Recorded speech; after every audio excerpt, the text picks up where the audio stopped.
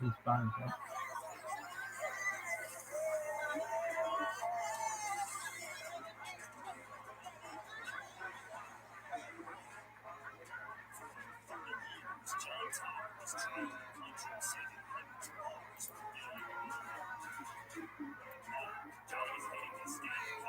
Oh. I've been to this bar.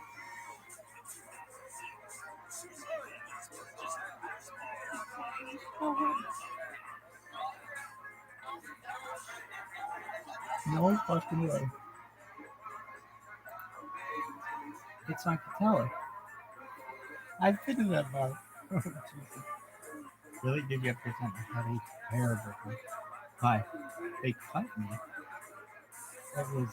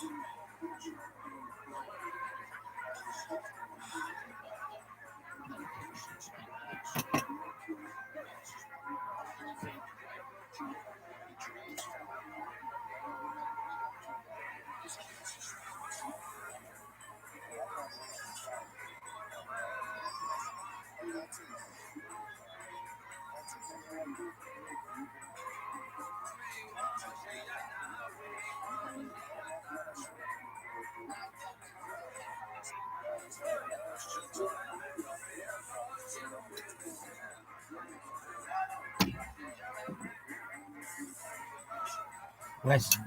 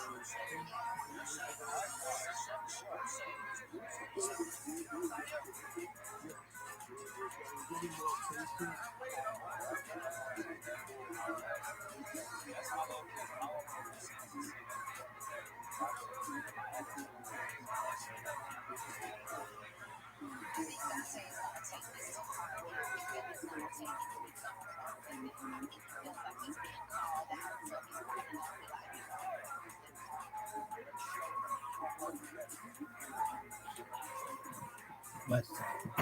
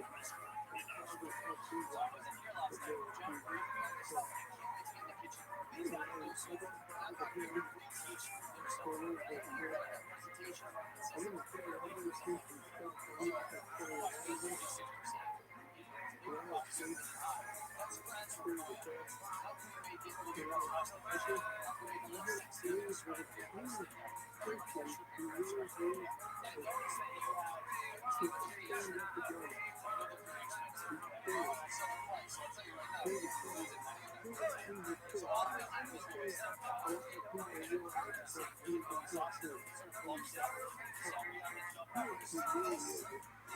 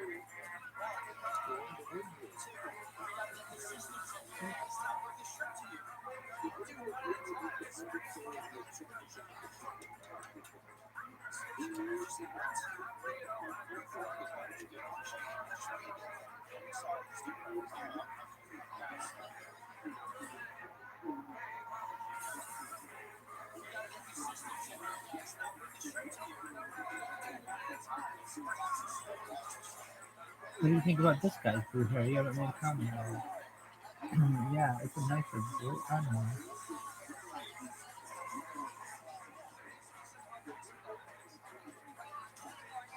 It seems like I'm like a deep speak off of these residue factors for first level pretty hair. And it's kind of blue. This reminds me of that thing in the wild, right? Yeah, look at bright colors are sitting there.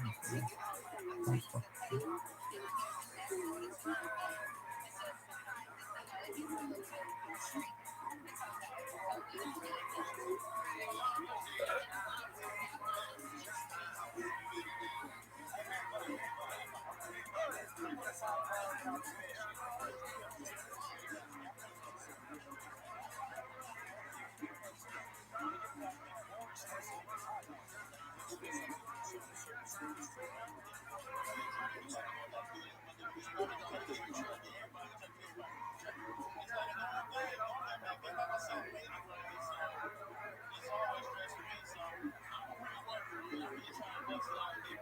Word, son.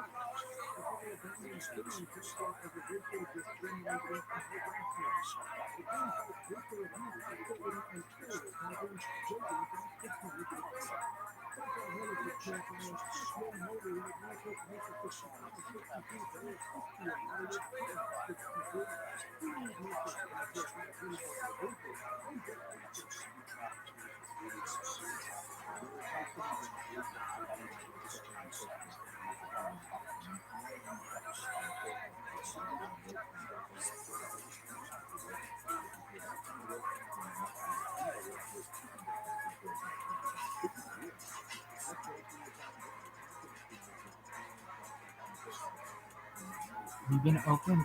I don't know. I've seen it from Bart. Why not? I remember.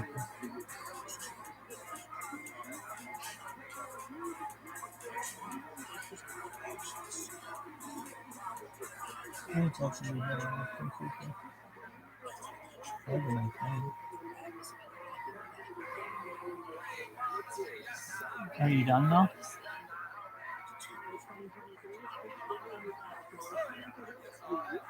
Are you gonna take a shit?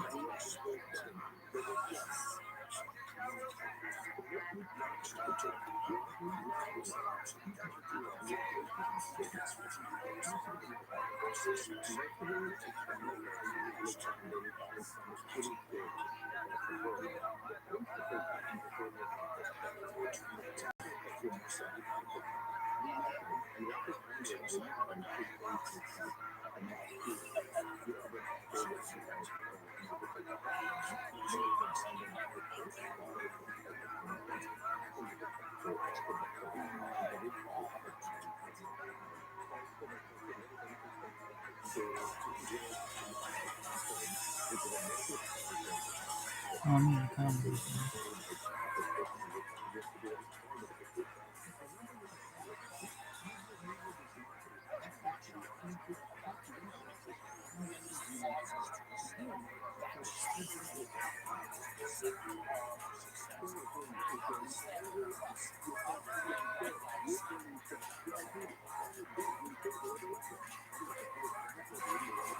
Dude, when did the WNBA finals? The time.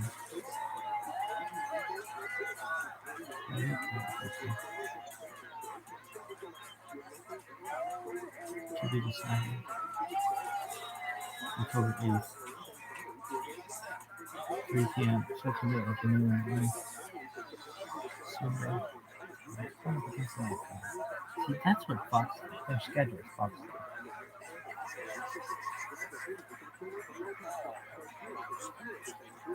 I have to take a shit.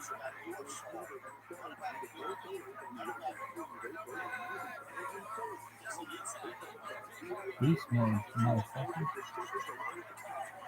I'm beast mode.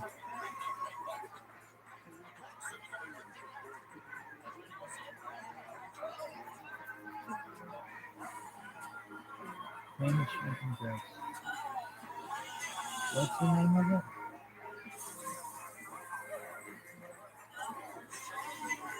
What's the name? Did they change the name? Yo, son.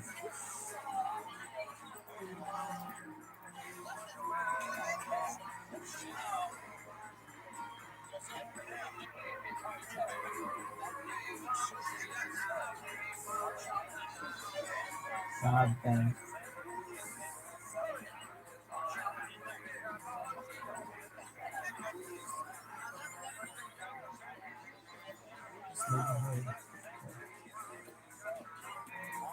What? My neighbor's so.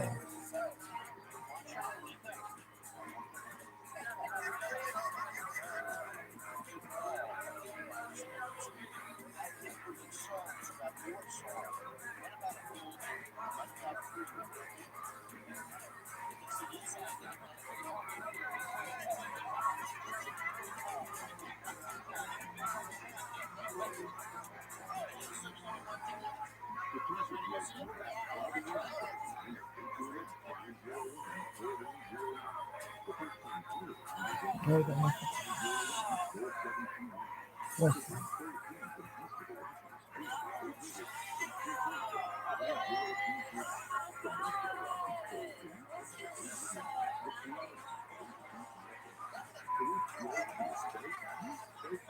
Most of these guys are like drug dealers and whatever.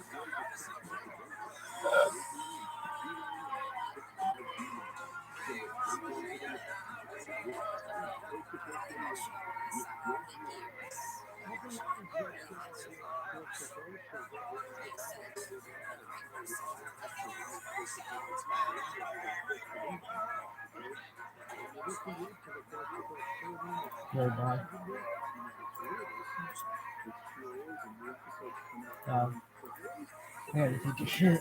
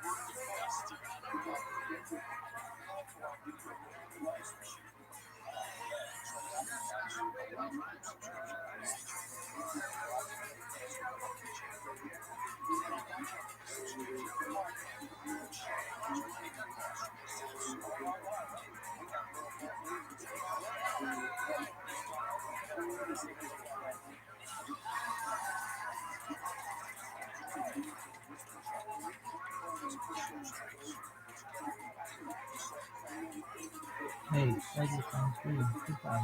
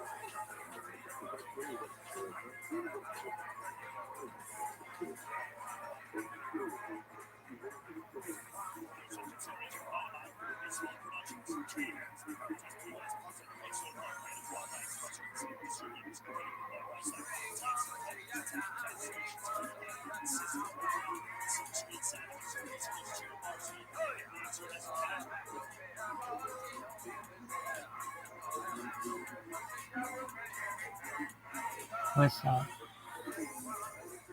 East Bay, West Side.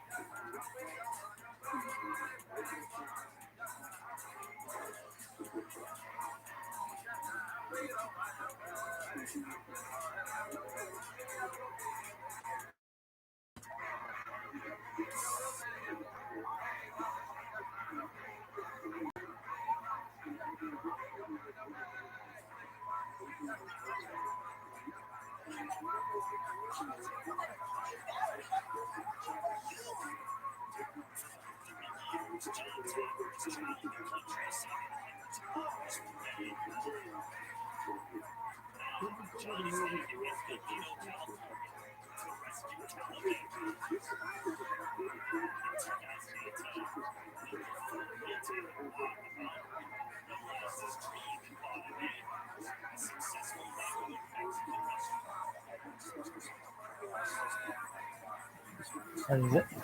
Okay, so there's this lady who moved next door to my parents, and I was like, so, where did you move? And she's like, oh, California. I was like, oh, I just lived in California. opening thing, uh, and she's like, "Oh, where did you live?" And I said, "Oh, I was in Encino," and I got Encino and Escondido confused. I'm like, "Oh,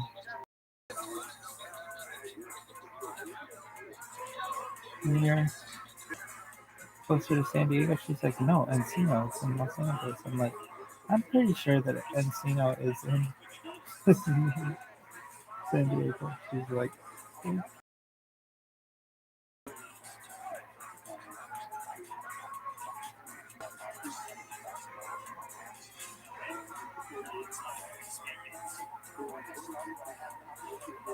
"I got leaky butt syndrome."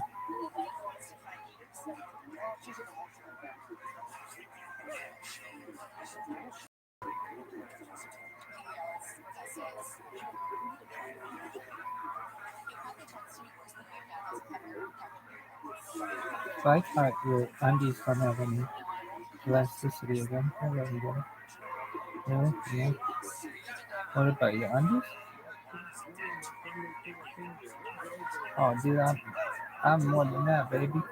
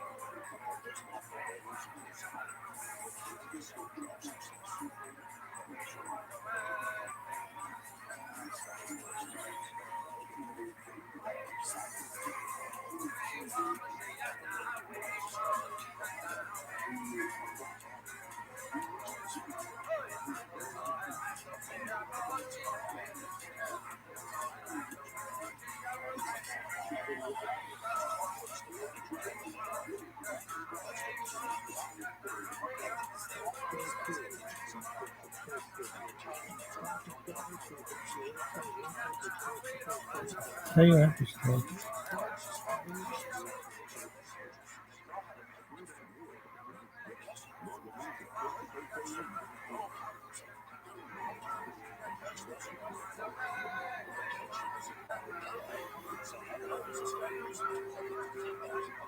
Yeah, baby. I really like your story about being a bartender and the things too. Richard, dude, tell us about being a server. You're like, okay, be me. First time I ever served anything to anybody was getting beers from my father and shit. Well, I still do. Really? If I'm in a room and he needs beer, he will not hesitate to tell me to go get him one. And then I'd be like, get your own damn beer. Like, that's what, hey, that's why I had you. Like, oh, Jesus Christ. Anyway, hey, kid, hey, go get me a, yeah, get me a beer and you make a better dollar down the window. Okay, thanks, Dad. Anyway, so I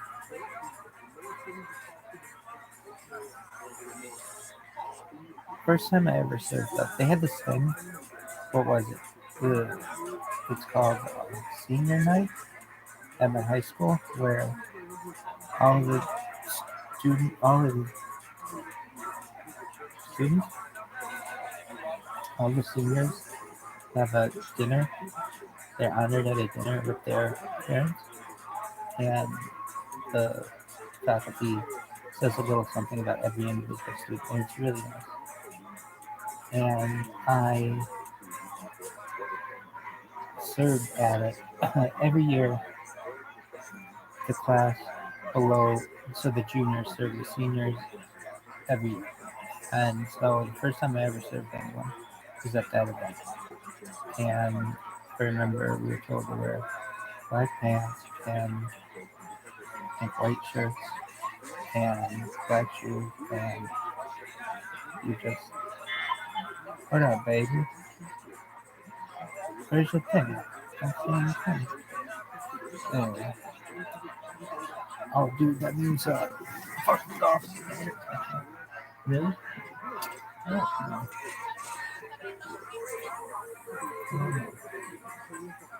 I'm sure.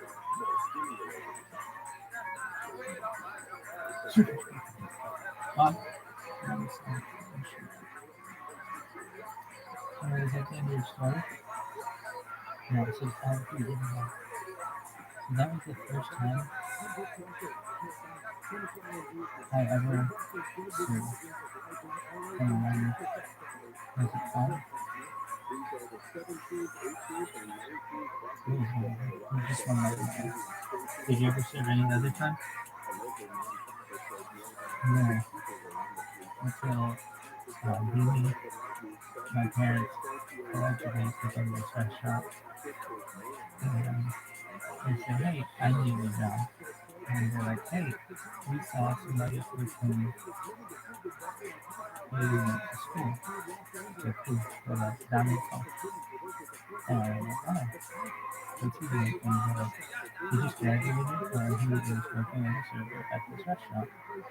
And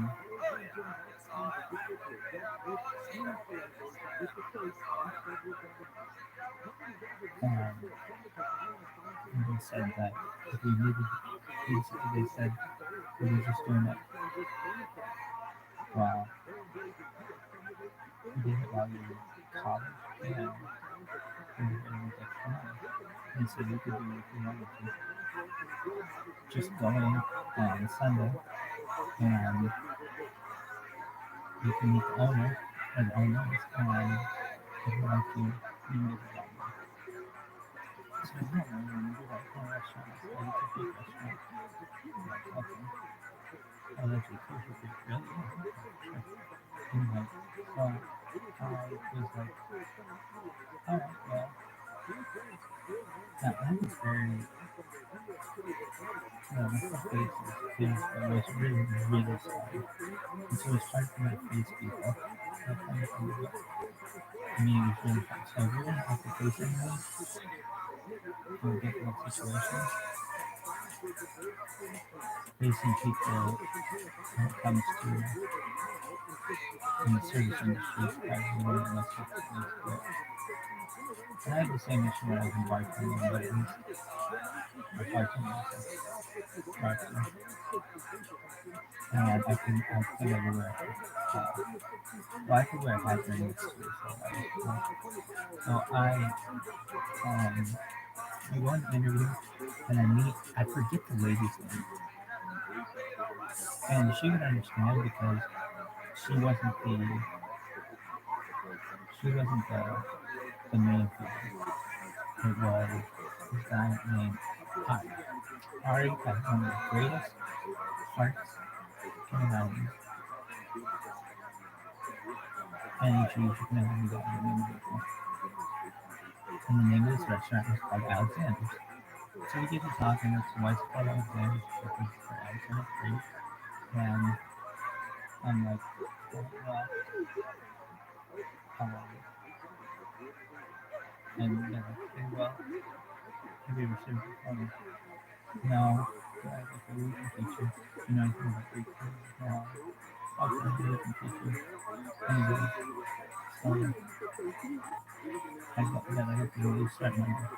You're gonna do a lunch meeting. And so I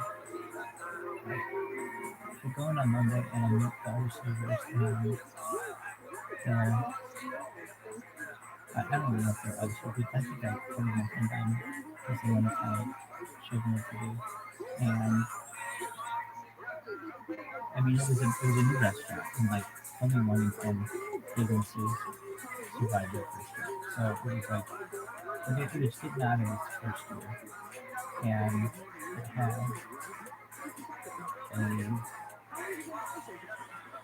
well, I didn't have high school. It had this deal on Wednesday. They had the best deal of any restaurant to this day that I've ever heard of. Okay, so this was in 2010.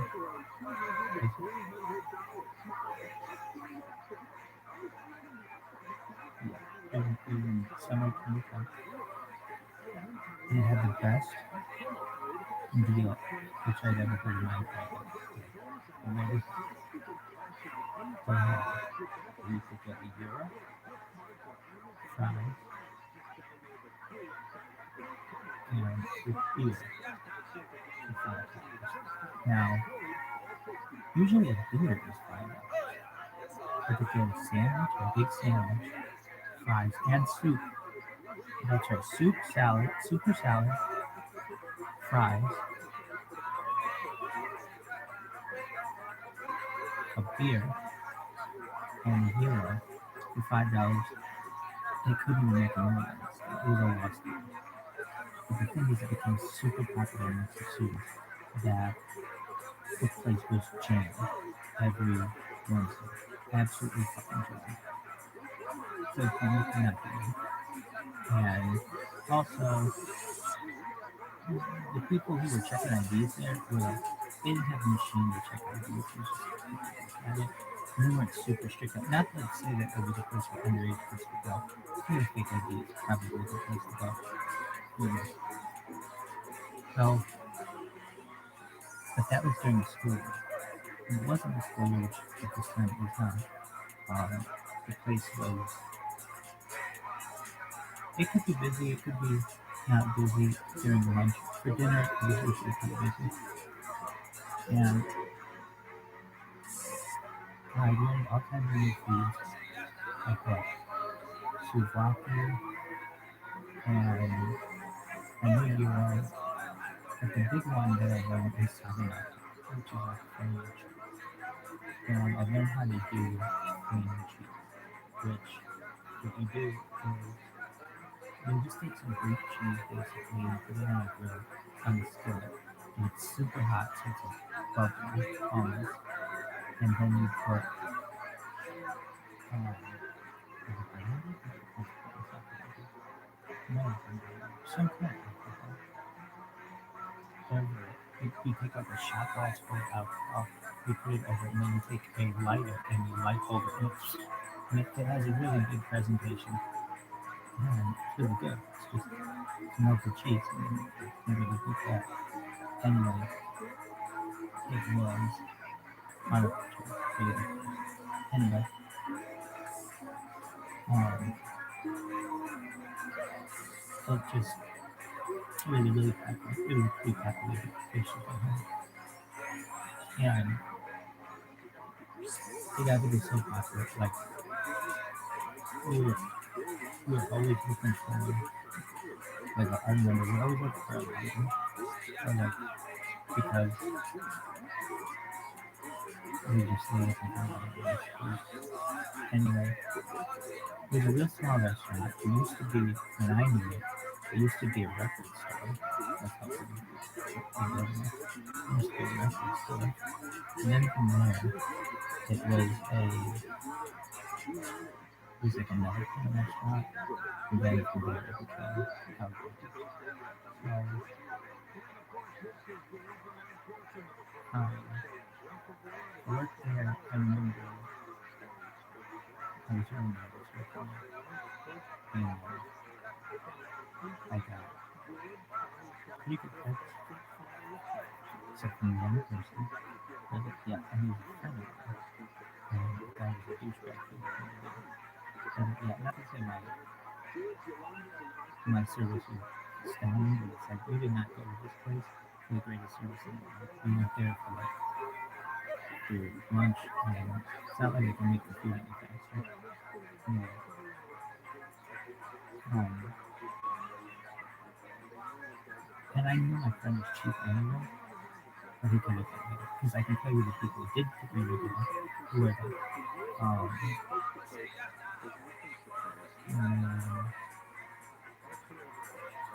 I forget his English,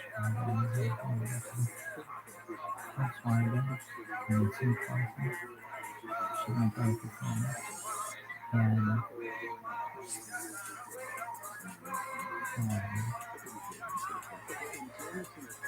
is your friend cheap? Yep. I could have told you he was cheap. He was a country kid, and he, so I mean, that's the thing. People remember the gigs that we did. People kind of seen as a douche because he's cheap. And not to say I'm not cheap, but I give him more than tip. So I give him like 140 for his net worth. It's like, and I'm not talking about my ears. I'm not talking to him in the food. I've done it multiple times. Anyway, um, and then the helps fund and took me a takeout. A takeout. He was like, I didn't do anything. I just basically put it in the bag. Gave it to me. So it would be in your best interest. People remember this. I'm not famous right now. Like, that's really more famous than any of these motherfuckers. And they'll be happy if they took well, but also people who didn't take well, regret it to some extent. The same as people who were cheap and always have that. Anyway, like you see people who are celebrities and they get big tips, and it's like, that's cool. That's really cool, nice thing to do. I mean, people put on social media and they do all kinds of things. But it really makes a big impact on the servers and the staff that they're affecting. And if you don't, and you feel like a famous person and you don't do it, you, you're fine, but it's like, kind of just a normal person, but people know you could be more than what you did, and you didn't. I think you could get a fee for that, but you could get more than just like the person. Anyway, I remember I worked at this restaurant, and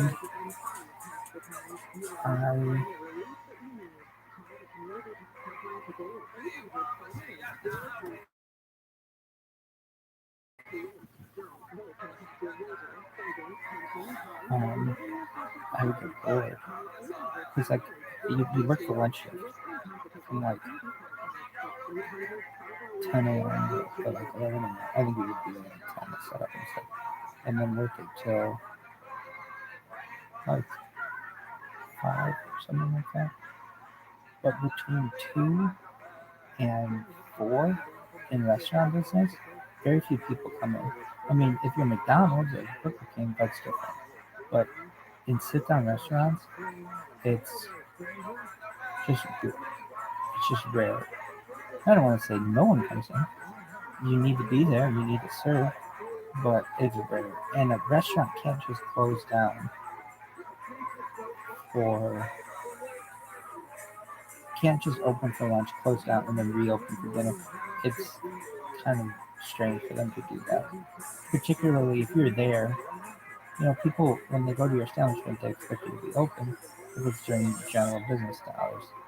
So they would stay open. So sometimes, allegedly, I'd go across the street to I think it's called liquor supply or something, and get a cigar, like smoke a cigar allegedly, behind the, the restaurant. And I would just hate myself because I wasn't living in my full potential. And it was like I was just living my life as best I could. So I, I had, you'd have a time card, you come in, you put in whatever your time was. And the way that law and Hoosieville is, which it should be illegal, not to say that these people were illegal, by no means. They paid you whatever you work. Same at the bar I was at. I've been at places that have done things illegally. These were two places that it was not that way. They were very, I would say, very honest with their employees. And what did they do? Well, with the law, it's the law that sucks. It's not their fault. But basically, the law in a lot of states is you have to pay a server like $2 an hour. Like here, the minimum wage is like to have a server at a table. It's like I don't know, $15.50. Plus, they get tips. Not in many states. You don't in many states. It's usually like $2 an hour. It's basically nothing, and it hasn't changed in many years. And minimum wage wouldn't change. It would be national, federally. They just can't get it to change because the corporations are too strong, which is really unfortunate. So we just have to change it at local level. Anyway, um, so if you were to work, I remember my friend, and when I was in law school, my roommate, he was working at this Mexican restaurant, and I was, he was telling me that he would work in the kitchen. He was working in the kitchen, and then eventually he would work in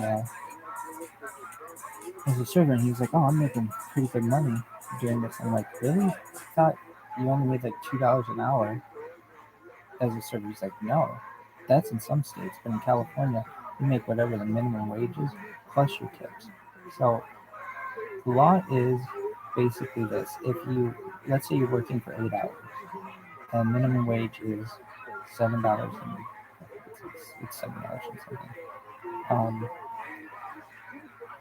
so 8 times 7 is 56.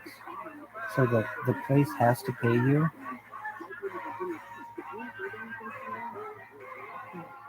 Okay, so what is it?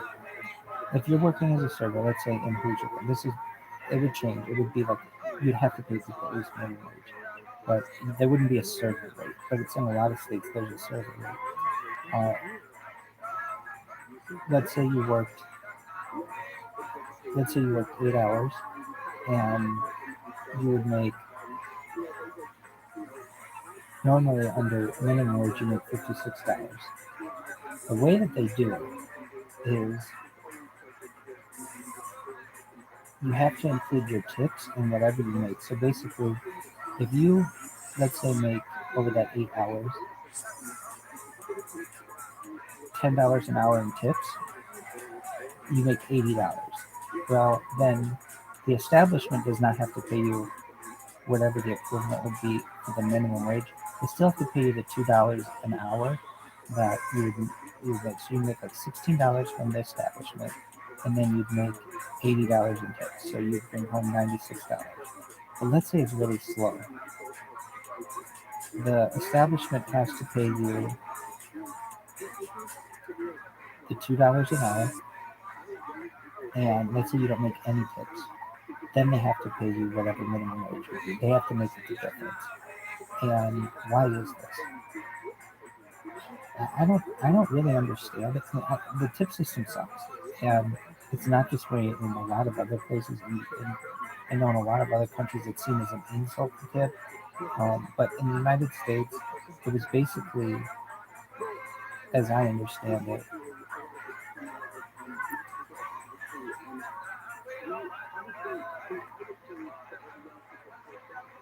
restaurants, it's hard to run a restaurant and it's expensive. And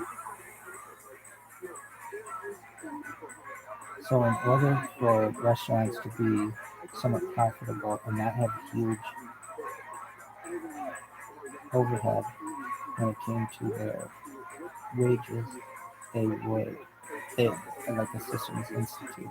I don't know the whole background on it. We'll look it up.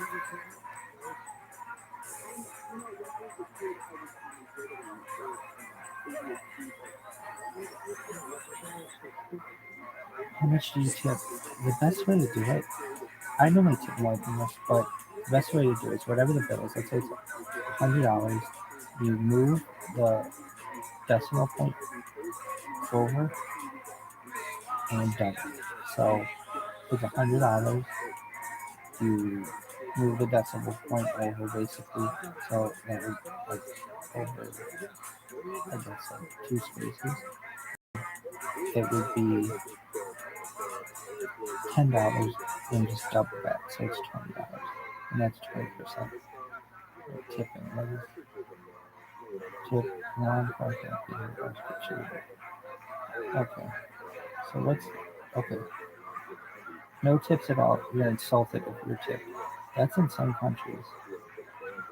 No tips at all. Surprised, confused if tip might return it. Like in China, that's what that is. You're insulted if you tip in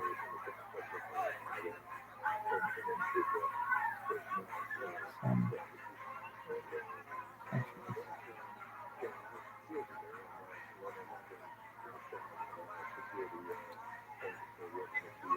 And 15 to 20% is,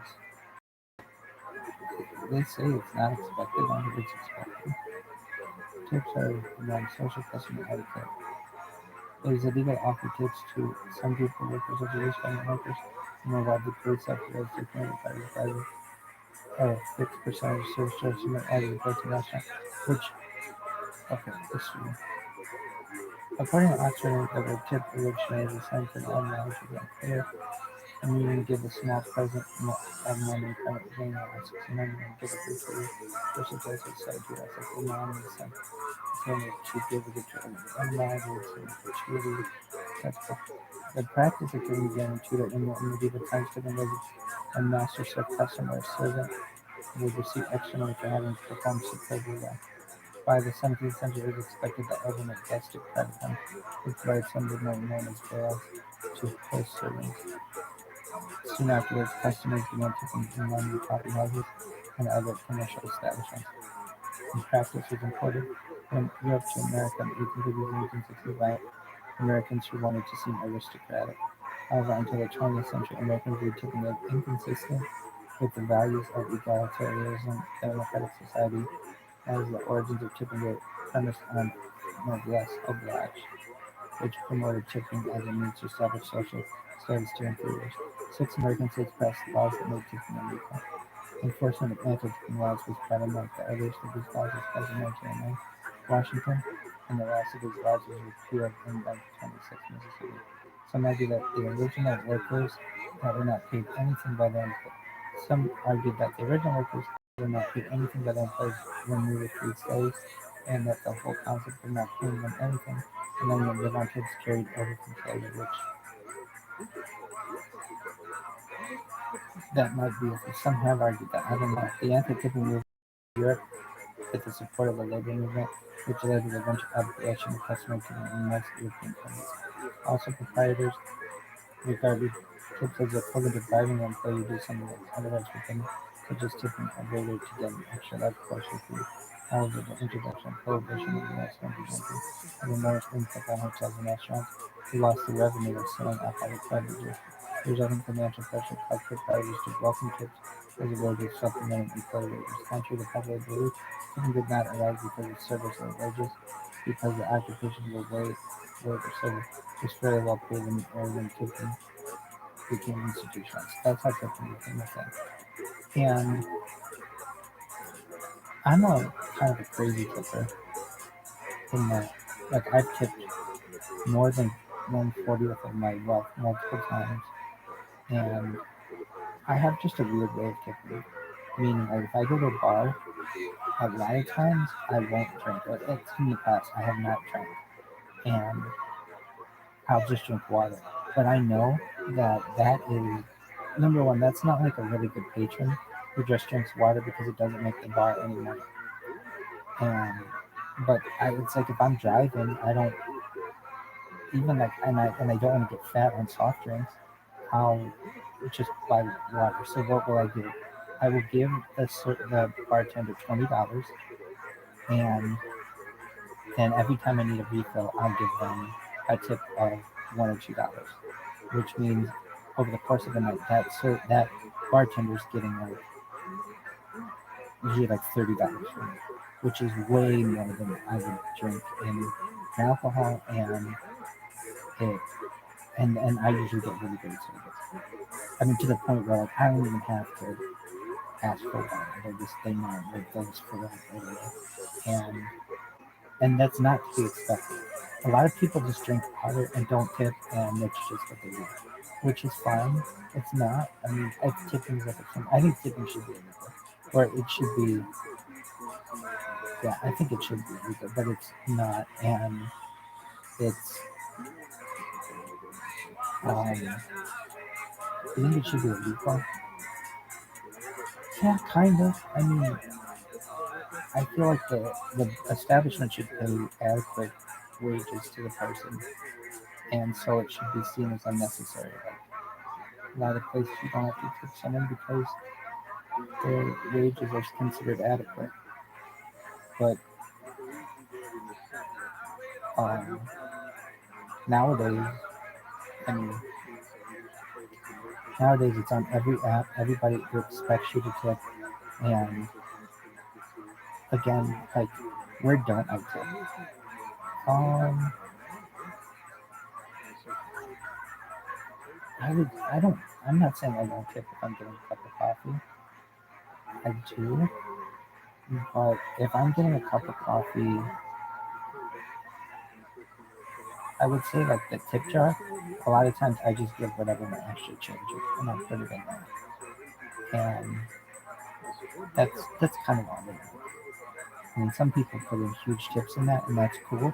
But I'm not as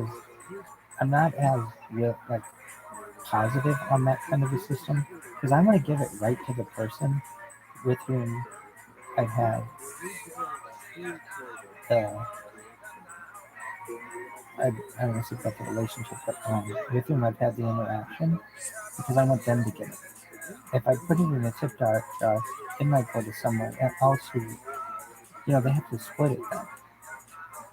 So, if you tip on Uber,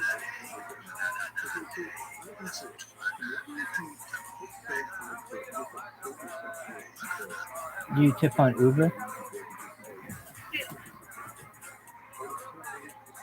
What up, Cobra? I'm on the middle of a call right now. I hope you're doing well, baby. Excellent. Take care, my man. Hope all is well. Um, so do you tip on Uber? Yeah. Do you tip on, like you get your car washed? Yeah. And is there anything on which you don't tip that normal people tip?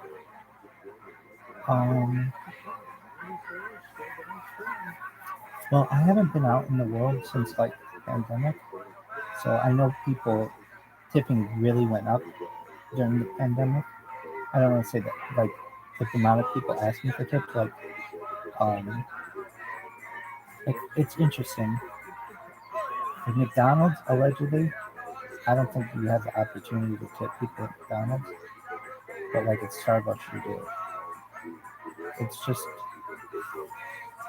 but like Burger King or like I can tell you, Coffee Bean and Tea Leaf, you could tip, and but like Baskin Robbins, you don't. And like they would have these mixed. I've been to one Coffee Bean and Tea Leaf that was also a Krispy Kreme, and it's like normally you wouldn't tip a Krispy Kreme, or they didn't have that option, but because they had a Coffee Bean and Tea Leaf, they did. It's a fucked up thing. Anyway, who would you tip?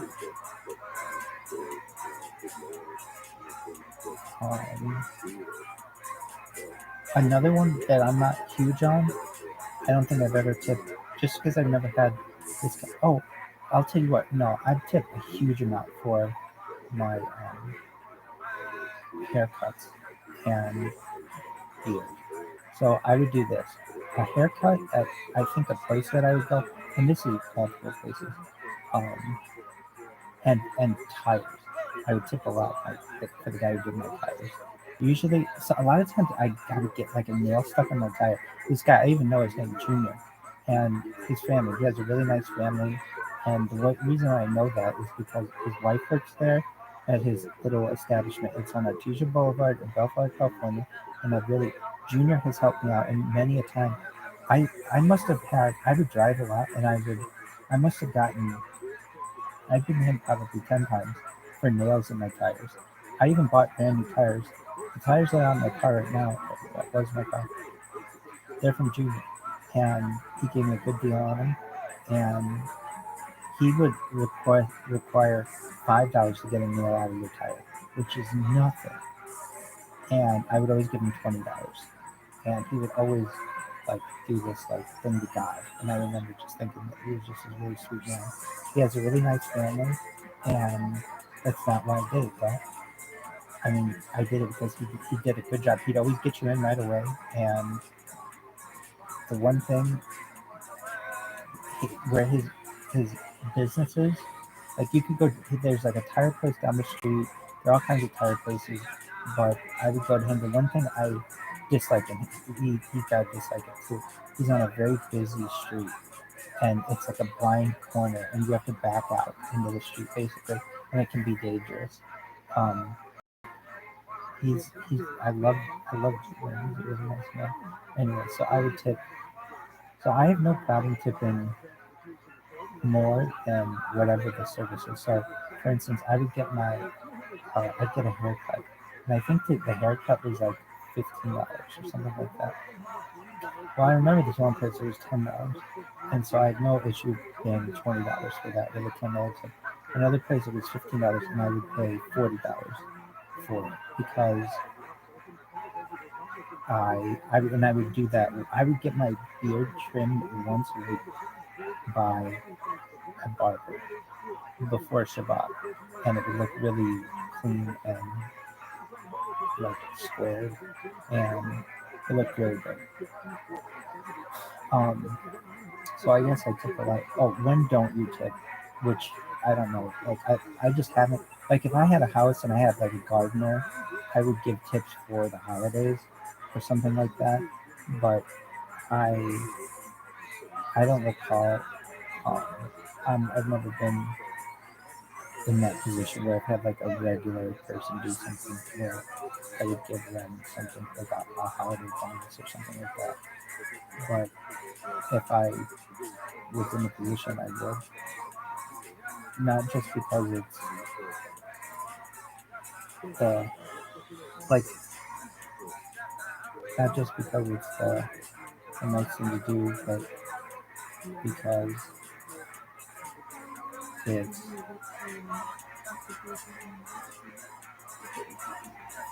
not just because it's customary, because it's a nice thing to do, but I know it'd be appreciated. So that's just one thing I'm doing. Anyway, so I would say it's important to tip. And who taught you to tip a lot? My Aunt Nancy. My Aunt Nancy was a server, and she'd take us to dinner a lot, and she knew what it was like to be a server, so she always tipped a lot. Okay, I gotta tell this story. Now, my father, who he he had a different. I don't want to say a different strategy. I don't know how much he tipped. I don't really pay attention to what he would do, but I don't think it was as much as I tipped. I'm sure it wasn't. But he did have a. Okay, so Beanie, my friend and I are at this thing called History Day. We had won our school's History Day for like a group project, and we were going to the state. And we were at this restaurant. Allegedly, it's called Johnny Rockets in the Center Mall in Indianapolis, and it's like a rock and roll themed restaurant. Anyway, this guy comes up to us. I still remember his name to this day, Angel. Angel comes now. It's really busy, and Angel comes up to us. He's like, "Sorry for the delay. It's really busy here. How can I help you?" And my dad says, "Hi, Angel," and he puts down $20, which is a pretty big tip in those days. And he said, "Angel, see this $20?" Angel said, "Yeah." And he said, "This is your tip." Angel says, "Wow, that's really nice that my father says. Oh, you gotta understand something. If you do a good job for us, this is your tip. However, if we need something, you think I need something, you have an idea that I might need something, or we think that someone should be fed, we're going to take money out of this." And I never saw my dad take money out of it, but you get the best fucking service when you give a huge tip at the beginning, or what would be considered a big tip then. And now, I think my father learned this from an episode of Cheers, but nevertheless.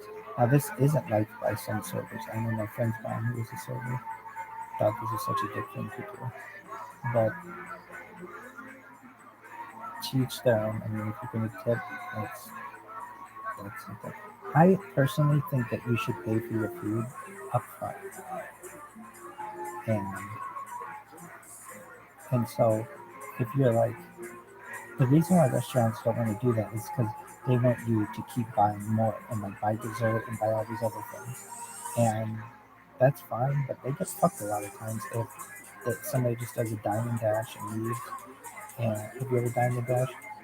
One time, I went to the place allegedly Steak and Shake, and I got a shake, and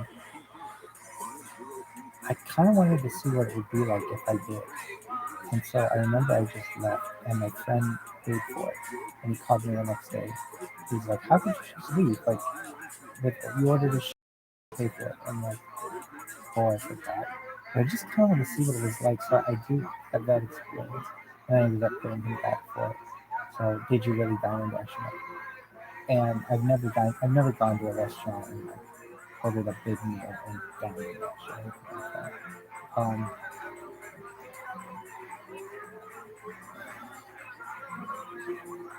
is that so? Is that the end of your story? No. Um, there are just some things on which you tip and some things you don't, and it's weird. And so we learn the history of it. And I think is at the end of your story. My Okay. So what about working at this Greek restaurant? So it was kind of a fluctuating place. The I don't want to say fluctuating place, but like the two owners. Okay, so what relationship did they have? They were in-laws. So basically, Ari had a brother from Greece. Ari's from Greece, and his and that brother married a lady, and she was the female owner. And the brother died, and Ari and the female lady, the lady, she they opened up the restaurant together, and they call it Alexander's. And again, so it reminds me a lot of Kitchen Nightmares. Was it was it a dirty place? No, but it wasn't the cleanest place. And it takes money to have a clean place. Meaning like to get the carpets clean. I mean I remember we got the carpets clean, like, to ensure that like everything is sanitized properly. And um, that can cost money. Everything costs money. And it's very expensive. And food can get very expensive. And like you have a walk-in refrigerator and that can go down, so you have to, you can lose all the food in it. You have to make sure the refrigerator is working, and then you've got payroll to do. And so basically, um, I could tell this place needed a manager. But because I would normally volunteer for that position, but I actually talked to the owners and said, you should make Dominic, who's my friend, you should make him the manager because he's a good leader and he needs a better position than just a regular server. And so they ended up making him manager. And I said I would like to be the host because I didn't really like to serve the food, but I liked to seat the people, and that was easy to do. And so I did a lot of survey. Um, but so they're like, okay, we'll try this. So after the first week, they made Dominic the manager, and they made me the the host. And fortunately, I got to wear a hat during this because I was really self-conscious of my face, and they were looking for it. Anyway, they Dominic comes to me and he's like, yeah, we're gonna have to talk about your paycheck. And I'm like, oh, what about it? And he's like, they've never paid this much out to any individual employee in the entire time they've been here. I'm like, what do you mean? They're like, well, normally everybody makes $2 an hour and then they get tips. However, since you didn't get tips and you were solely the host, you were making minimum wage, which was like $7 an hour times seven whatever an hour times, let's say, 40 hours a week. So what is that? $280. And he's like, they're not used to. And then I think I worked overtime as well. They're not used to someone making that much money, so they need you to go back to being a server. And I'm like, oh, I have no problem with that. I appreciate it. But they paid me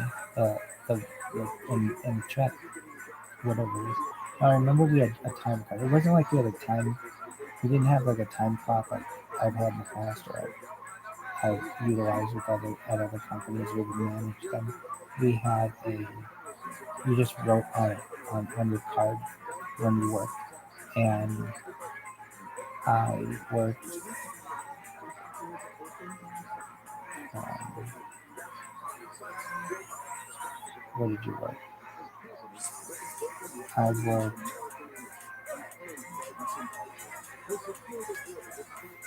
I worked 6 weeks. Remember on the topic, every one of my cards I put week 1, week 2, week 3, week 4, like I was counting down to some kind of how long am I going to be on this job. And I eventually get another job. Yeah. What else did you do? Um, I remember, that's the thing with running a restaurant. It's such, I feel, a bad investment because it's like of all new businesses, 9 in 10 go down, or 9 in 10 go down in the first year, and it's like food costs are so high, and everything is on you. I remember just feeling bad for this restaurant. They had this big glass window, and I think somebody threw a rock through their window. They had a big glass window, and I came to work. I was the first person to come to work on that day, and the glass was all over the floor. And just like a drunk kid threw a fucking rock or something, or a beer can or something through this window. Anyway, so they had to pay for that. And with whom did you work? I worked with some like really attractive girls, and um, I worked with like the owners. They were really nice, and this guy didn't, I think, Greek, but he spoke Spanish really well, and he worked in restaurants his whole life, and he they have like calamari and he'd make all kinds of stuff. And the other thing was they this is not always a thing at a restaurant, but you would get your pay and then you got one meal as well. Now I wouldn't usually eat the food there. I don't know, it's just something about being around it all the time. But I would drink Greek coffee. They taught me how to make Greek coffee, which is like a stronger kind of coffee than normal coffee. It's almost like espresso, the coconut of it. And I would drink huge amounts of of that. And then you could have all the soft drinks you wanted, which I thought was really cool because I think they had Pepsi products at the time. I could drink as much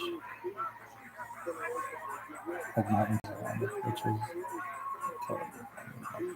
Anyway, I remember there was also this guy who would come and he worked at the university, and he'd come in for lunch every day, and he was a really nice guy, and he tipped well. And like I remember, he tipped well. I basically remember. And he sat in the same place every day. But this restaurant was not making any money, and you could just tell costs were catching up to it. And especially, they would have this Wednesday student night where they'd have like all the you need, like super salad, fries. I don't know if they did this soup. I think they did that if you asked for food. But it was a basket of fries, a euro, and a beer for $5, and they just took a huge loss on that. And it was a can of beer, and I think it was Miller Lite. Anyway, um, but it made them a very famous place around the area, and it became. They didn't have it when I was a student, but we would have gone it all the time. So anyway, I I remember I did work a few of those nights, and like students don't cook very well, but that's to be expected. But you expect someone with a full-time position to be able to cook well. Anyway, those student nights were really busy, and I worked with a couple girls. I forget their names. One in particular I thought was really pretty. She went to Central Miriam's, and she was she had some boyfriend at the university. I think she was from Chicago or something like that. He was from Chicago. Anyway, we had dinner one time there. Not like it wasn't a date, it was just to get to know each other better. I remember I would always have a big steak, and they'd have a bottle of wine, and you could just kind of tell this place was not. It just had so many costs that it was not going to. I felt it was not going to last, and I was trying to get out of it. And I remember we used to take our tips and we put them in like baskets underneath the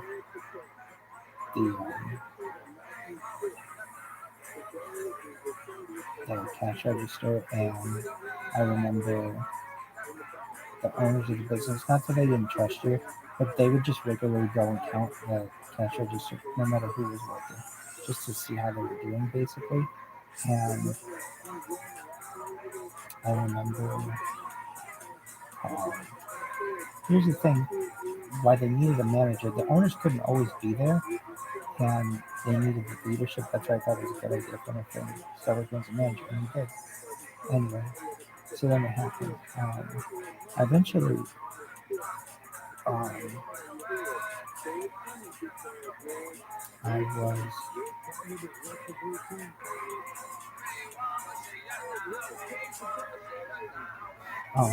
my dad was gonna play golf with his friend over there in Ohio with his other friend Brett. He invited me to play. They were play Firestone. And of any time that I've ever played golf well in my life, it was this one round that I had. Well, these 3 rounds that I had. I hadn't played golf in like at the time, like 4 years or something.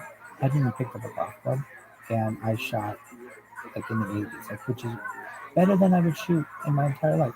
I played so well, and um, I just played really well. We can talk about that story another time. Anyway, is this the end of your serving story? Yeah, I mean, it just teaches. It taught me a lot about the service industry, and to tip well, and to treat people well, and it was a difficult thing for me to have to do. I I learned how to. Oh, why was it like kitchen maintenance? Just because you saw all the costs. I'm not gonna say like I didn't see mice there, and I didn't see roaches or anything like that. So it was generally pretty. It could have been cleaner. It was generally pretty clean, and um, it was people really like the food. That's the thing. Ari was a very good chef, and Dimitri is a good chef, so people really like the food. Why didn't they come back? It's a thing with a place like that where it is kind of a, you go there and, well, here's the other thing that even kind of got. You get these people who come in and they be like, okay, we'll get an order of this, we'll get 2 orders of this, we'll get 3 orders of this, and 4 orders of this. They'll get a huge amount of food, and it's like, wow, this is a huge order. This is going to be a huge tip. And then they'd come out and pull out this Groupon. They'd have a Groupon for 50% off. And they'd only tip on 50% of whatever their bill is, which is not what you're supposed to do. You are not generally supposed to tip on alcohol, but you are supposed to tip if you get any kind of discount. And these Groupons just killed this business. Groupon killed this fucking business because they were having to give away huge amounts of food for 50% off. And it was to get people in, but then people would never come back. A lot of people, Groupon would be big, but a lot of people who, I think that in Groupon in Chicago, a lot of people who do Groupon are already really frugal, and they're not going to come back. So they'll get a Groupon for a one-time thing, and they will not come back. They'll just keep doing Grouponing, which is fine for them, but it's not very good for the business because now sometimes they'll come back. It's really to get people in your door, but like it depends on what your service is. Like, let's say you're a gym and all of your equipment's already bought and you just have to pay for each other's and stuff. It's fine to give someone 50% off the coupon for a month because you're not really giving anything away. You've already bought the weights and everything. But if you're giving someone 50% off their meal, you're having to give them. It depends what your business is for Groupon. Like if you're a golf course and you give someone 50% off Groupon, it's no big deal. Why?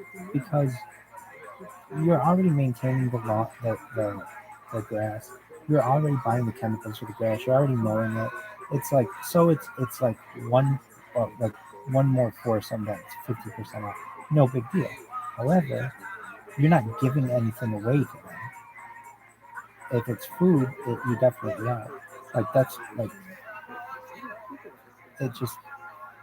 it works for some businesses. It does not work for others.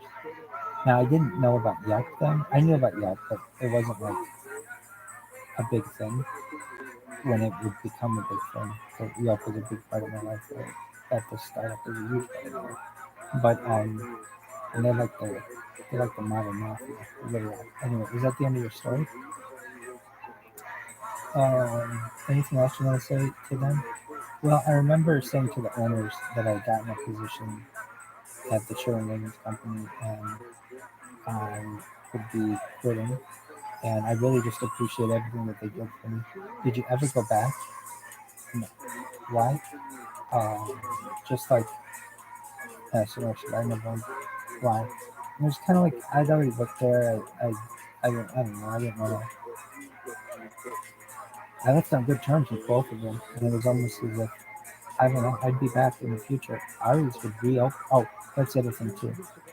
Everybody always said to Ari, you are the center of this place. Everyone loves you, and they did.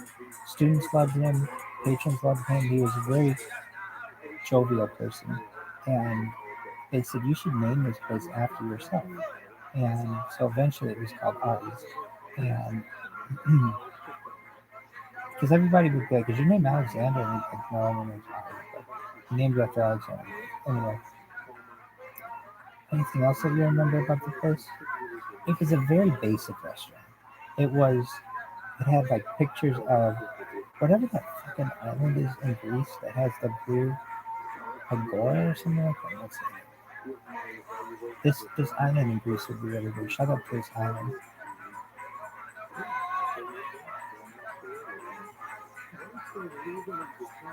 I remember I used to just stare at this fucking, what is it called? Santorini. I used to always look at this picture, this painting of Santorini and just wonder what it was like there. I have to take a shit as well. And I got a blue dome coming out of my ass right now, if you know what I'm saying. I'm turtle heading a little bit. Anyway, is that the end of your story? I'm turtle heading. Shit. Is that the end of your story? I'm saying the incident? Just like me on the bar, I'm not saying they were very good to me, but they were very good. I do want to say they were very good to me. They helped me when I needed it. And it was really important that it was really hard for me to face people. I had incredible social anxiety. Incredible social anxiety.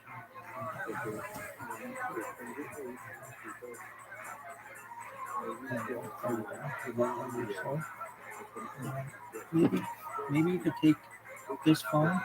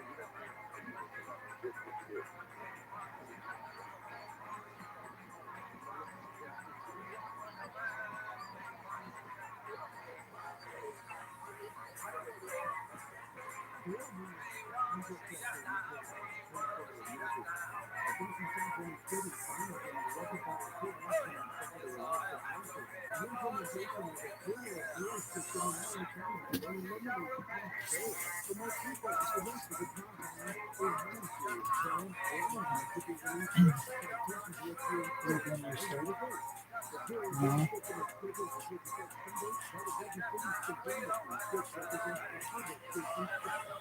Tell us more about looking. Oh, damn it. Well, I kind of been finding it because I really drive past it, so that's why I knew. I used to walk past this fucking building a while back. What's next door? J.W. Chums, which would be the big for Jews. This 125. This was the only place that was open. There's a Chinese outside there and shit, and then the Jews. Anyway, looking under your sword.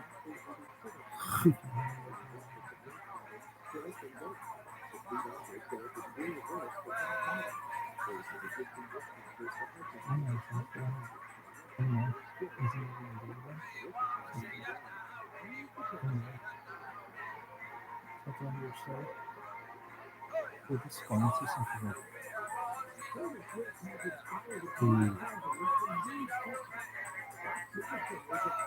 what do you call it? The scoring system for the seats. Really, it's confusing. People don't like headlights. Anyway, looking under your sword. What else? What other stuff do you have?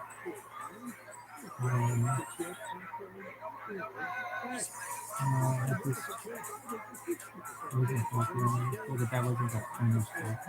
It was a pretty good thing. I wish I knew this. I know what they're doing.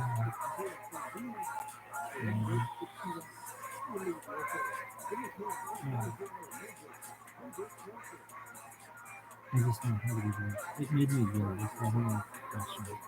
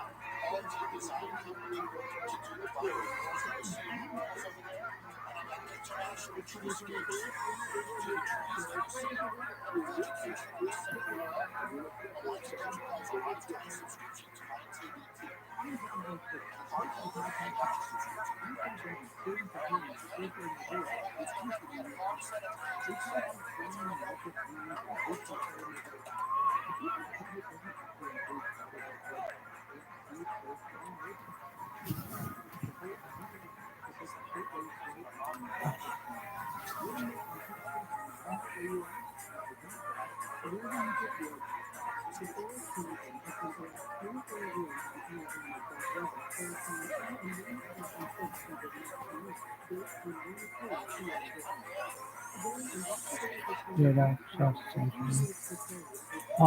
Something else that I forgot at this restaurant at which I work, and it was the responsibilities. Like we would get so busy that like what we would do, we'd come for the first hour and like fold silverware and like get out the placemats and we clean the place every day and we like clean it with the vacuum and wipe it down and then also we had like one of those silent vacuums as well for these restaurants. Anyway, we we would get so busy though at times that we wouldn't have any more dishware. And so my big thing, I would always do this. I would hop behind I would go in the dishwasher and I would just do dishes. And I kind of like doing dishes at points where I didn't have all the stress of the dining room, and it was just like you just wear like an apron and you just you get this high powered dishwashing faucet, and you would get off all the food and then you put it in the dishwasher, and they have like a dishwasher, and then you wait for that to run its cycle, and then you have fresh dishes, clean dishes.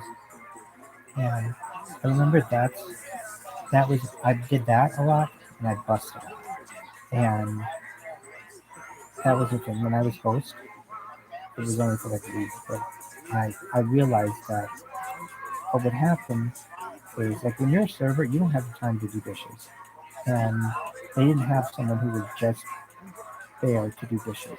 Usually that would be okay. So Dimitri had two helpers. I don't remember their names, but they were really nice men, and they were just really kind people.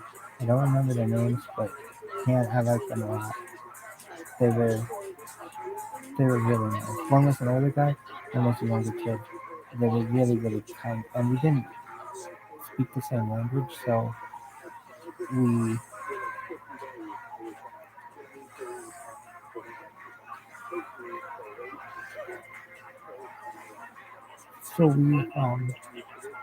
dude, your place is coming up. Hold on, you gotta tell that story. So we but I really like these guys who work there, and everybody there worked hard, and the girls I would say were particularly really good servers. One of them went to Indiana, one of them went to St. Maryland, and they were both really nice. There were other people too, but I don't remember them all. Um, but I remember this girl went to St. Maryland. She had a boyfriend at the time, and she asked me to have dinner with her. Not like out, but like when we were there, and we just got to know each other. And I remember like they took their job pretty seriously, which I wasn't taking it as seriously as they were. Why? Because and considering, and they were driven people, um, and I just wasn't really happy in the position where I was. But I would say as well, I, as a host, took that more seriously. But oh, I know. So when you're a server, you don't have time to do dishes and stuff. Usually, the people who are like making the food, they're the ones who would have time to. I won't say have time because they don't either, but they would be the people who would do dishes. But I realized when we would get really busy, they would be so busy making food, no one had time to do dishes. So that's why I volunteered. Look, if you pay me as host, I can host, but then you're not letting people. I don't want to say that's all I did. No, it was like I could do whatever you needed basically at that time, but because I wasn't getting tips, it was like I could be more of a swing person, and but it wasn't that. No, no, no. No, when I was host, I was just hosting. but it was when I was when I was being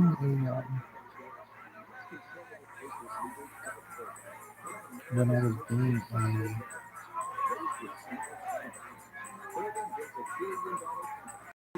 I was being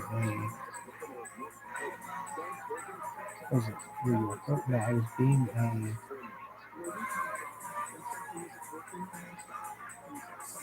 a server. Sometimes I realized in order to make the most important thing to do, I feel when you are working in a restaurant is dishwashing. It's a long dishwasher. And maybe it's the host, maybe it's the food, but if you don't have clean dishes, you won't have anything on which to put your food, and you won't have that slows everything down if people don't have silverware and stuff. And this was only when we were really busy that we just we needed somebody to do dishes. I kind of like doing dishes, and then but I really like the three guys who worked in as the cooks, Dimitri and the two other guys. I especially like the younger guy, even though we didn't speak the same language. I just remember he had a really good attitude. Not that the other guy didn't either, but they're all three just really nice people. Is that all you wanted to say? Yeah. So tell us our story. Alright, so I was working at this startup. Which we do bar start like yeah. I was working at this startup and this guy who just so happened to have the same birthday as I did. He was a little older than I was, but we were both December 26th.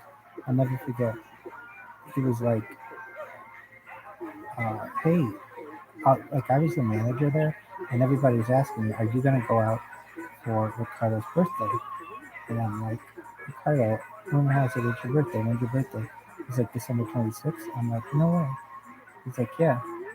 When's yours? I'm like, December 26th. He's like, you just fucking with me. I'm like, no, it is. Anyway, they were all going to a bar. I forget the name of this bar. They were going to some bar in Long Beach, and they asked me to come. And like everybody was going in the entire place. And I remember asking the boss. Normally I wouldn't. I did just to kind of understand my role.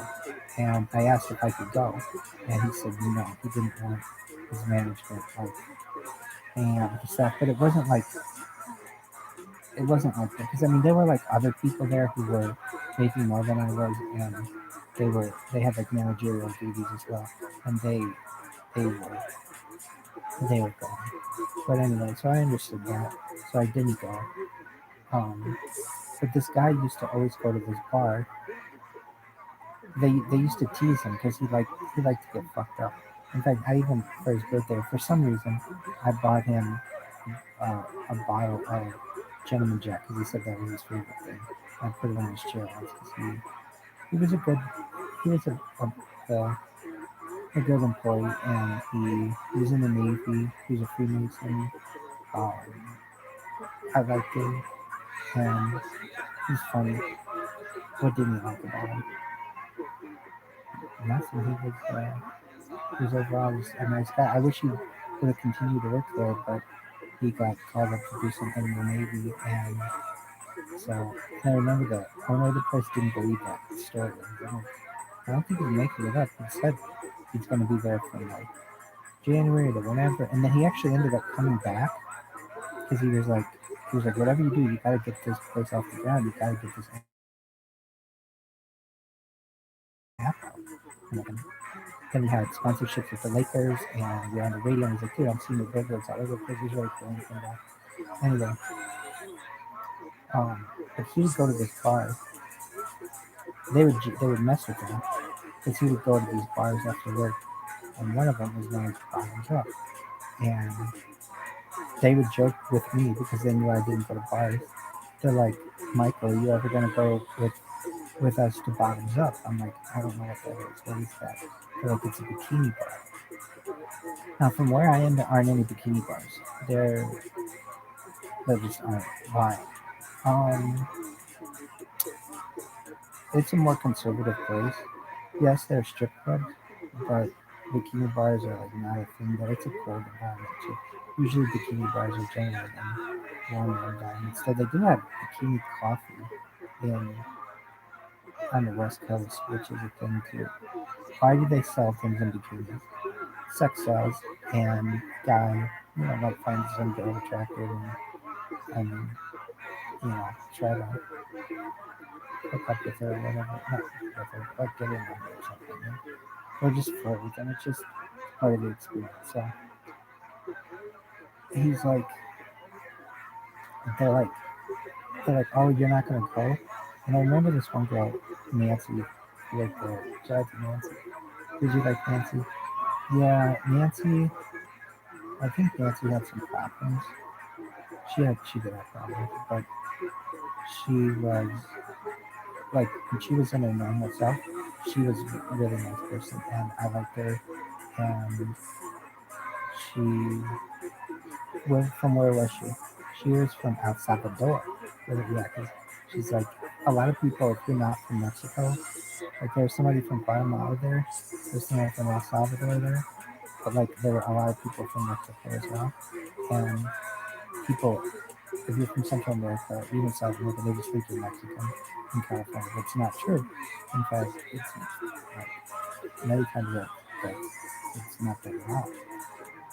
Anyway, I remember she said, well, if you go to Bottoms Up, I'm like, what is Bottoms Up? They're like, it's a bikini bar, and they'll, if they like you or something like that, they'll show you their breasts. And I was like, what is it? Is this like, is it like a strip club? I'm like, no, it's a bikini bar. Haven't you ever been to a bikini bar? No. They're like, oh, well, one day you'll go, perhaps, and you'll find out what it is. So anyway, this other person, though, I think was at another Bottoms Up or some other bar. What was her name? Jessica. I liked Jessica to some extent. Why? Because she was smart. She wasn't always that productive, but she um she was smart, and she but she had to miss some time. This was what it was like. She didn't come into work for a few days or something, and she texted me that she had a friend who was killed at this bar, and she was at the bar too. I don't think it was that bar, but it was a bar my used to go to. It might be that bar. Anyway, um, so I remember these people just went to some like kind of rougher bars, and and I remember driving on Catella. I used to love to drive Catella.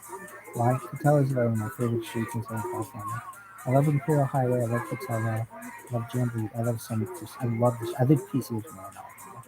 Anyway, I just love streets. So there's Sepulveda. You can drive Sepulveda to like PCH. It does this little curve in the South Bay area. PCH becomes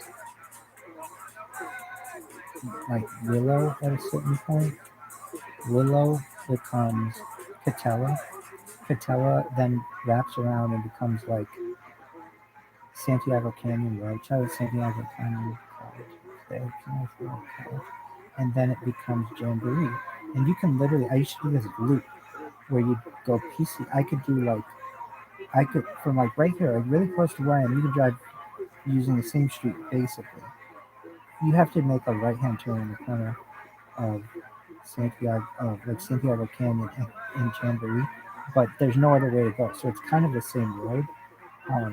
Well, there's another way to go. It goes back in this like Irvine, what used to be like the Irvine Zoo, but now it's like Irvine Farm or something like that. Anyway, but it's not like everybody basically has to make a right hand turn on this road. But anyway, I would take this one road and drive it from like basically Irvine to the north part of the valley on the same road, which people don't know you can do. But it goes to the mountains, and it's a really nice drive. And it's Sepulveda, basically. Sepulveda is the longest street in the in the county of Los Angeles. the longest street in the combined county of Los Angeles and Orange County is Imperial Highway. And I used to just like, I like taking Imperial Highway as well. Just driving Imperial Highway. I like driving restaurants. I love streets. I love geography, but I like streets a lot. And so I would drive Catella to um, and Catella is the road that Disneyland is on. Why is it named Catella? It's the name of the guy who is it John Overton? No, not John Overton. But the guy who some farmer who started he had fields in Orange County. It was his two daughters. A combination of their names, Catherine and Ally or something like that. Anyway, so it's Catella. But it eventually became known as Disney Way. Yeah, I love streets. I love State Park Boulevard. I love Harbor Boulevard. I used to live on Harbor Boulevard. Just going to college. I love Warner. Warner. I used to work on Warner. I love Warner. I walked Warner. I've been on Warner a lot in my life. Warner, you can drive Warner from Irvine to Seal Beach, the whole way. And if I had it my way, all these streets would be green at a certain point. They'd have smart streets where it would really reduce traffic. I think if you just had all the lights be green going one way for a certain amount of time, and I think it just make things a lot better. Anyway, how do I get on my streets? Anyway, I love Lakewood Boulevard. I love Clark Boulevard. In fact, the oldest McDonald's in the world is on Lakewood Boulevard, technically. And where Taco Bell was started is on Lakewood Boulevard, on the same street. And the startup that I started is on. It wasn't on Lakewood Boulevard. It's on Clark, but Clark becomes Lakewood, so it's arguable that all three started on the same street. And it's on there. I just think that's cool. Anyway, they didn't all start there, but it just has a new street behind it. What other streets do you like? I love PCH. PCH is my favorite. I love Western Avenue. I love Rodeo Drive. Rodeo might be my favorite too. I love. Um, I love streets. Anyway, I was driving. What's your story? You want to talk? So on Catella, I used to drive on Catella, and there was this Vista paint. Because I worked in the coatings industry, I noticed paint companies that I don't normally notice. So there's Benjamin Moore, there's Bear, there's Valspar, there's Sherman, but I saw Vista paints and it caught my eye. And I remember when I worked at the startup, they were like, so you've never been to Bottoms Up? And like, no. And they're like, well, the I'm like, what's so great about this bar? They're like, well, there are multiple. There's one in Los Alamitos, and there's one, or Stanton, I guess, and there's one in Long Beach. And it's just this bar that was bikini bar that they got. Anyway, so I'm driving on Catella one day, and I want to say it was a Sunday. And while I wasn't into the NFL, I remember driving on Catella, and I see the sign, the Bottoms Up. And I had nothing to do. And I hadn't been to a bar for the first bar in California, actually. It might have been. Ever?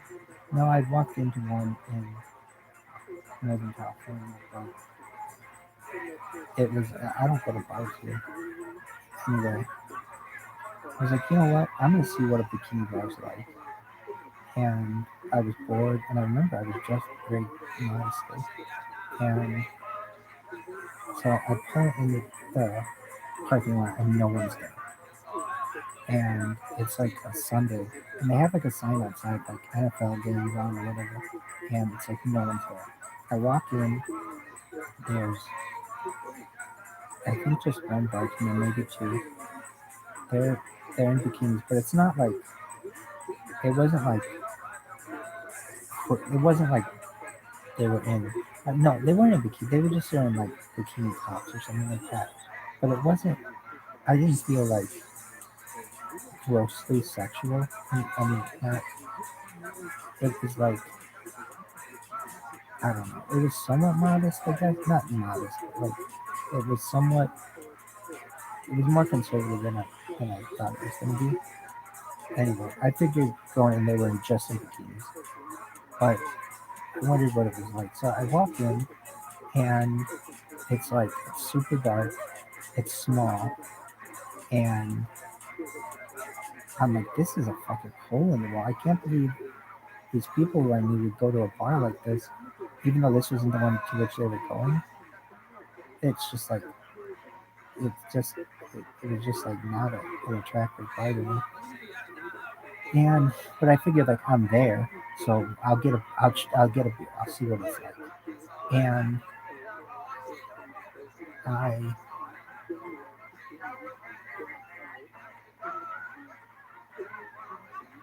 I I'm there, and I bring the the bartender. She says to me,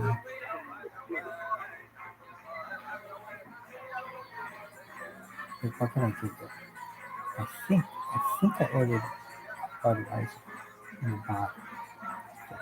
I didn't say Bud and Bud, but I just said Budweiser. And she's like, "A bottle of it?" I'm like, "Yeah, that's fine." And it was so crazy what happened. So there was like an NFL game, and I really didn't have any interest in it. I was just kind of seeing what this place was like because all these people had talked about it. And she goes to give me the bottle. I want to say it was a bottle, not a glass. And she goes to give me the bottle, and and accidentally drops the bottle, and it breaks on my hand, and I begin bleeding. It's like the worst way to start in a bar. I had the simplest order, which is just like a bottle of Budweiser, which is ordered millions of times a day in the United States. Literally millions of bottles of Budweiser sold in the United States a day. And she she like dropped it on the bar, and the bottle, if I recall, as I was sticking my hand out to reach for it, it was just this weird. I mean, it's on security camera. I'd like somebody to get the footage, but this bottle, I think it was a bottle. I don't think it was a glass. But I don't really recall that well. But it was a bottle. I think this bottle just ends up breaking and cutting me on the hand. It cut me on my left hand and middle finger. And I start bleeding. And she's like, "Oh my God, I'm so sorry." And I'm like, "It's no big deal." And she's like, "Is there anything I can do for you?" I'm like, "Well, can I get some napkins?" She's like, "Absolutely. Let me go see if I can get you a band-aid too." She goes in the first aid kit and gets a band-aid, and she gets me another beer. And it's not like the beer was on the house. I don't recall that. I just remember it being like, this is terrible way to start this. And I put a band-aid. Now I want to say these girls have been drinking as bartenders. I say these girls. I think there were two bartenders maybe, but I think this girl was drinking. I don't know for sure, but usually that kind of exchange doesn't happen with a sober person. But she kind of like stumbled and broke this bottle, and it unfortunately did not get on me as well. And so she ended up cleaning it up, but I'm like bleeding, and I just remember being like, oh my God. And um, that was, I just remember bandaging my hand with this bandage, and I had like one beer, even if I don't even know if I drank it. But I was not there long. and so they're gonna do the kitchen nightmares there. Dude, is your show on? College Game Day? I think so. Coming to your city. Emmy, are you sure? Um, I it was I don't want to say the worst time I've ever been to a bar, but literally like with no fights going on or no one getting shot or anything like that, or I mean like not getting a fake ID stolen or something like that. Like it couldn't have gone worse. Like where a customer literally orders the easiest order there is. You don't have to get it from the tap. The the beer, the beer doesn't have to be like nothing. Like it's really hard to fuck this up. And it was fucking.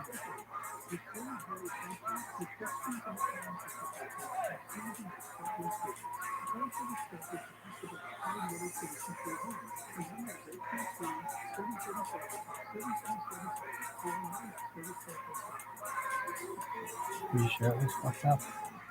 I mean, I cut my hand very badly, and not very badly, but pretty badly. I was bleeding. Didn't need stitches.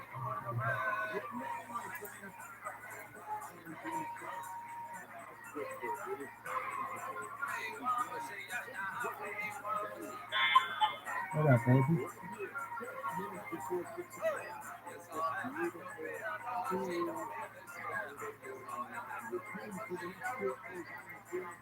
Is that the end of your story? No. I just remember being like, this bartender is which I don't know if I really. I thought she was drunk actually.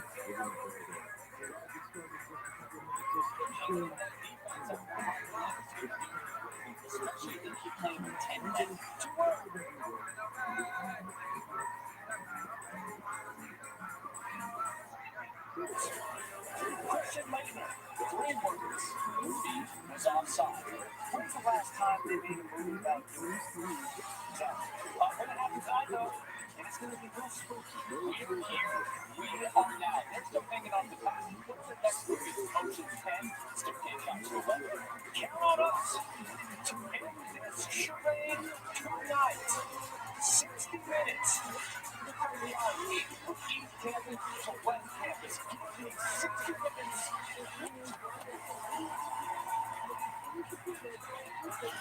East Campus to West Campus. How many minutes back?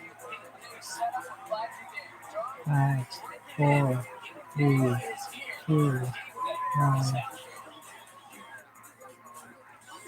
Here we go, kids. You know the kid went crazy. He's waiting 5 minutes because Duke is ready to put that wax on our name. You know the team's sleeping. All your men get around there and stroll home with it. That's gone. Protests all over the place with teams at the top. That's the receiver is fighting things. He's going to win for home. It's funny to me. They're angry. Their biggest goal is It says Rudy got waitlisted. Dude. He didn't get into the university so for many years, so I don't think that's such a big compliment. Dude. Yeah.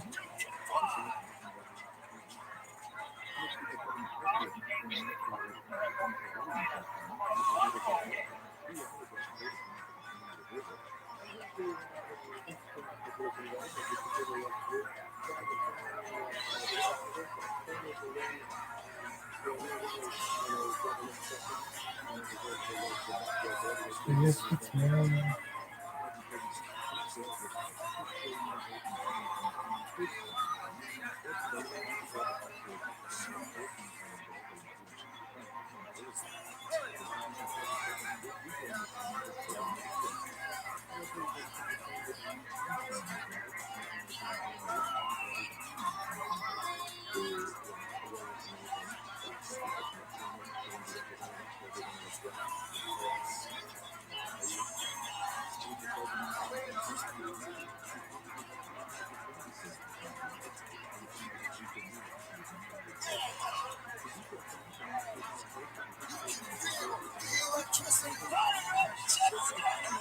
Live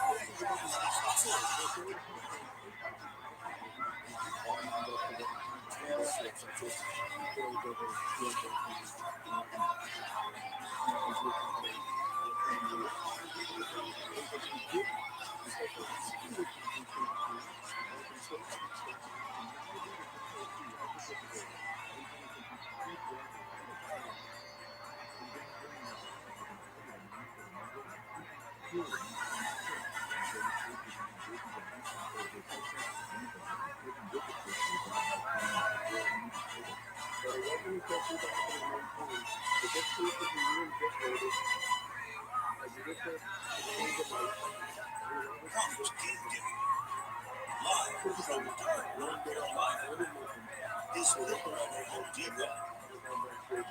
Proud sponsor of college football's premier pregame show. Celebrating 30 years and coming to your city. It's taken us 30 years. Look, we've been here so many times. For basketball, but you don't have to be just one sport school. Growing into the evil blood that shadows the spectacular Duke Chapel. They're a football school, too. The Blue Devils had to defeat it rough to begin with. They've already beaten Bucks and it not seen Bucks on the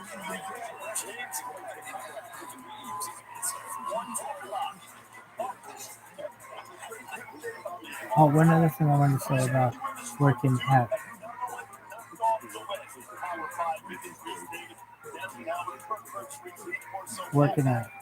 out there, and we get to Opa a lot. Like whenever we fucking light the Saganaki cheese on fire, go Opa, Opa's go Opa. Really? Yeah.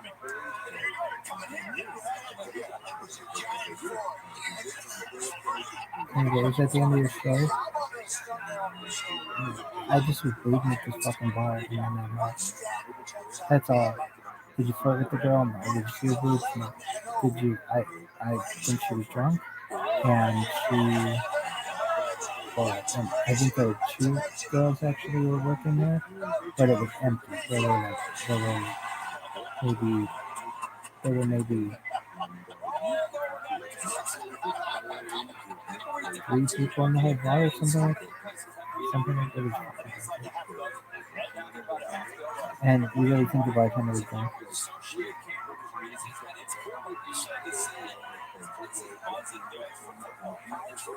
Alright, we done?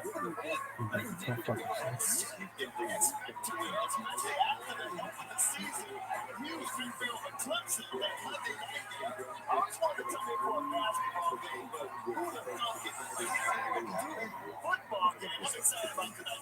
Yeah, that's my brand of white. He's not supposed to be on this game. Beautiful books. There's 7,000 undergrad, 10,000 grad schools. You're talking doctors, lawyers, business people, people that are going to really affect society in a positive way. They have all become football people. Because of what Elko and Veterans done, and that Duke Chapel back there. And so we're looking at a group of psychos moving out here since 4 a.m. East Coast. Since 4 a.m. to celebrate football. It's a beautiful thing racing. I think he's invented your comment. You can talk about beautiful things. You can talk about beautiful things. How about my man's pockets where he was busting and busting and keep talking about it. Yeah, great look at that. I like the high show. I appreciate you running this show. There's no lady named Laura from Georgia wrote me a letter to my house with this, and she said, self-admittedly hated you. She said, since then, I learned to love you, and I think you need to have a pocket square. She said, you're a peacock, like your feathers spread. I want this thing in here. I feel like a professional. I'm going to candy on to this candy.